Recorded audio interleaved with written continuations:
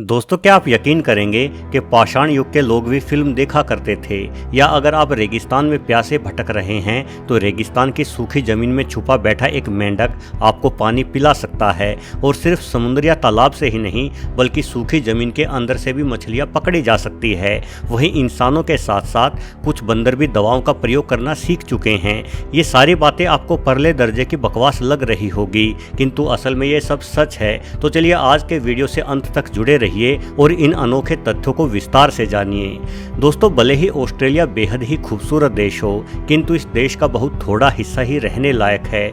Australia का एक बहुत बड़ा भूभाग केवल भयंकर गर्मी और रेगिस्तान की चपेट में है। यहाँ दुनिया के सबसे जहरीले सांप पाए जाते हैं। कुछ पर्यावरण वैज्ञानिक एक बार इन्हीं रेगिस्तानों में खोजबीन कर रहे थे। भयंकर रेगिस्तान में ये खोजी रास्ता भटक गए और इनके पास पानी भी नहीं बचा था। प्यास के मारे सब बेहाल थे। उन सबको यकीन हो गया था कि अब वो जिंदा नहीं बचने वाले। तभी उनके साथ मौजूद एक बुजुर्ग ने बताया कि यहाँ जमीन में छुपे मेंढकों से पानी प्राप्त किया जा सकता है। ये जानकारी उस बुजुर्ग को इन रेगिस्तानों में रहने वाले किसी आदिवासी से मिली थी। बस फिर क्या था, मरता आखिर क्या ना करता। सभी वैज्ञानिक जमीन खोदने लगे और जमीन खोदने पर उन्हें बड़े बड़े मेंढक मिले जिनका पेट फूला हुआ था। इन मेंढकों को दबाने पर इनके पेट से पानी बाहर आ रहा था। एक मेंढक से करीब 1 कप पानी मिल जाता था और इतना पानी आसानी से किसी इंसान की जान बचा सकता है। मेंढकों से मिले पानी से न सिर्फ वैज्ञानिकों की बल्कि उनके घोड़ों की भी प्यास बुझ गई। ये घटना मशहूर लेखक डेविड कार्नेगी की एक मशहूर किताब spinifex and sand pioneering exploring western Australia में दर्ज है। अपने पेट में पानी इकट्ठा करने वाले इन मेंढकों को द नॉर्दर्न बुरोइंग फ्रॉग के नाम से जाना जाता है। गर्मी के दिनों में ये मेंढक जमीन के अंदर बिल बनाकर छुप जाते हैं। आकार में ये सिर्फ 2.5 इंच के आसपास ही होते हैं, लेकिन पेट में पानी इकट्ठा करने पर ये मेंढक किसी बॉल की तरह फूले हुए दिखाई देते हैं। ऑस्ट्रेलिया के आदिवासी इन मेंढकों के बारे में बहुत पहले से ही जानते रहे हैं। वो इन मेंढकों को जमीन के नीचे से खोद निकालते हैं और अपनी प्यास बुझाते हैं। आप सोच रहे होंगे कि ये मेंढक पानी के अंदर डुबकी लगाकर किसी पफर फिश की भांति अपना पेट फुलाते हुए पानी अपने भीतर जमा करते होंगे, परंतु असल में ऐसा बिल्कुल नहीं है।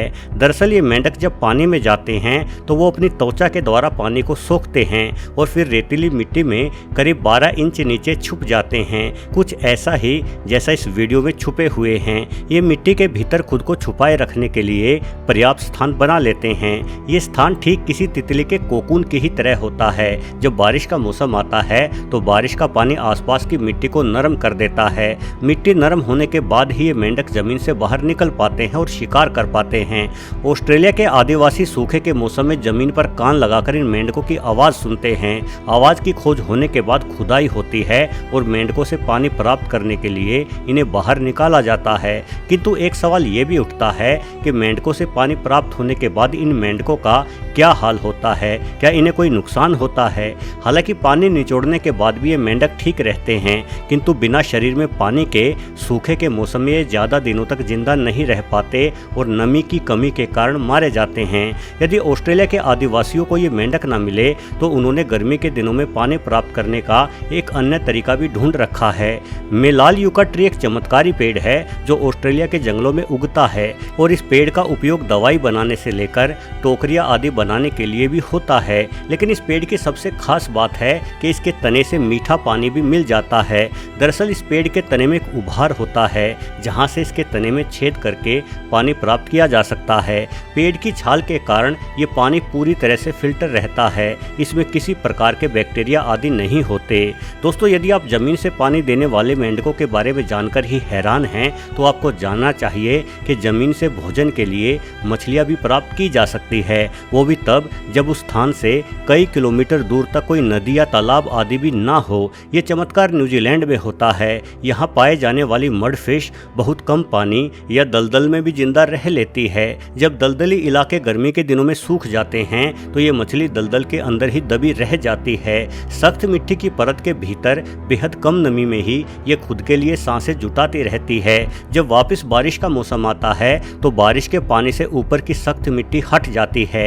ऐसे में ये मछली दोबारा से मिट्टी से बाहर आकर बाहर भरे पानी में खुद के लिए शिकार ढूंढती है। न्यूजीलैंड में ये मछलियाँ बहुत ज़्यादा पाई जाती है। यहाँ के निवासी दलदली मैदानों में जाकर मिट्टी खोदते हैं और इन मछलियों को बड़ी ही आसानी से पकड़ लेते हैं, क्योंकि इन मछलियों के पास भागने का भी कोई अवसर नहीं होता। दोस्तों, मछलियों और मेंढकों ने भले ही अनोखी जगह पर खुद को छुपाना सीख लिया हो, किंतु हम इंसान इतने बुद्धिमान हैं कि उन्हें ढूंढ ही लेते हैं। आज अपनी बुद्धिमानी के दम पर हमने कई सारी मनोरंजक खोजें कर रखी हैं, जिनमें से प्रमुख है सिनेमा। किंतु आपने शायद सोचा ही नहीं होगा कि सिनेमा की खोज पाषाण युग में ही हो चुकी थी।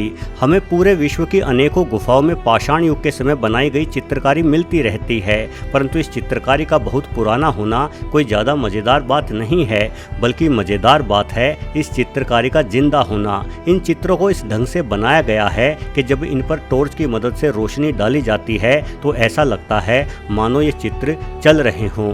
दिन के समय गुफाओं के ये चित्र सूर्य की रोशनी के कारण कम ही दिखाई देते हैं, परंतु जब सूर्य अस्त होता होगा तो इन गुफाओं में रहने वाले लोग आग लगाते होंगे और मशालों को इन चित्रों के चारों ओर घुमाकर इनमें एक आभासी हरकत पैदा करते हुए खुद का मनोरंजन करते होंगे।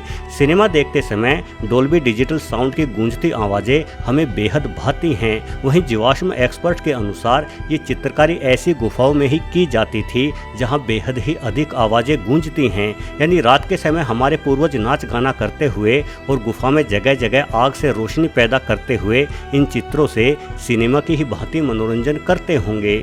इंसानों ने प्राचीन समय से ही न सिर्फ खुद को मनोरंजित करने के तरीके खोज लिए थे, अपितु हम विभिन्न दवाओं और तकनीकों की मदद से खुद को स्वस्थ रखना भी बहुत पहले से ही सीख चुके हैं। किंतु खुद को स्वस्थ रखने की अनेकों कला अन्य जानवरों के भीतर भी होती है। उदाहरण के लिए कुत्ते अपने घाव को अपनी जीभ से चाट चाट कर साफ रखते हैं, जिस वजह से इनके घाव जल्दी ही भर जाते हैं। कुत्तों की लार में लाइसोजाइम नाम का एंजाइम होता है जो प्राकृतिक रूप से एंटीबॉडी का ही काम करता है। ये एंजाइम आसानी से बैक्टीरियाओं आदि को मार देता है, यानी ये कुत्ते अपने डॉक्टर खुद ही होते हैं। किंतु यदि चिंपांजी की बात की जाए तो खुद को स्वस्थ रखने की तकनीक के मामले में इनका कोई जवाब नहीं है।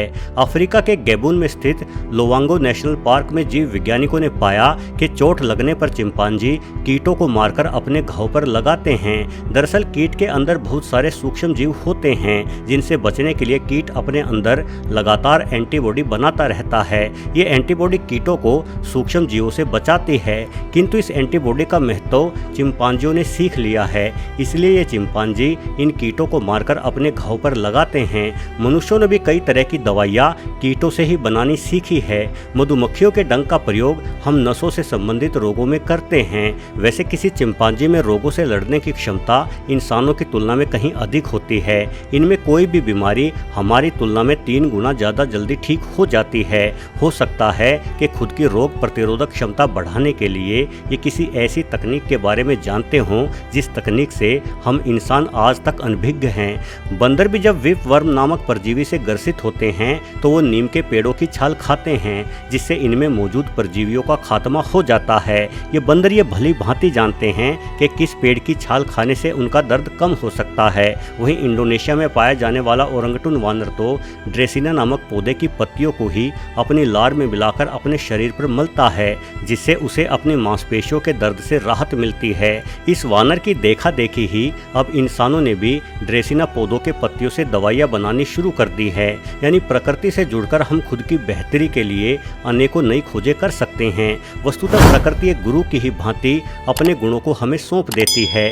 वीडियो देखने के लिए आपका बहुत बहुत धन्यवाद।